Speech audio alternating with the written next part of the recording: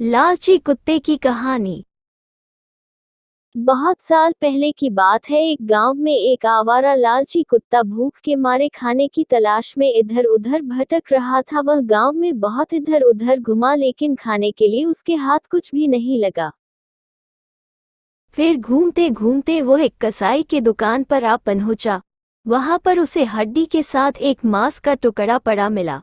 वो बहुत खुश हुआ और अपने आप से सोचने लगा, अरे वाह, आज तो कितना स्वादिष्ट मांस खाने के लिए मिल गया है और साथ में एक हड्डी भी है। आज तो खाने में बहुत मजा आएगा।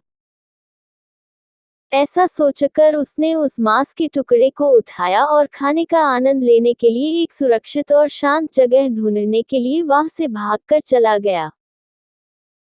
उसे एक पेड़ के नीचे मनचाही जगह मिलती है, वहां पर बैठता है और उस हड्डी के मांस के टुकड़े को खाने लगता है। खाते खाते उसने मांस के टुकड़े को पूरा खा लिया और सिर्फ हड्डी बची हुई थी। अब उसे थोड़ी प्यास लगती है, पर वो उस हड्डी को छोड़कर नहीं जाना चाहता था, तो वो उस हड्डी को ऐसे ही मुंह में पकड़कर नदी के किनारे आ गया। उस नदी पर इस पार से उस पार तक जाने के लिए एक पुल बना हुआ था।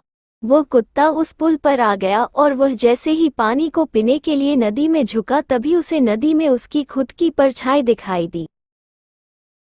पर उसे लगा पानी में कोई दूसरा कुत्ता अपने मुंह में हड्डी लिए बैठा है।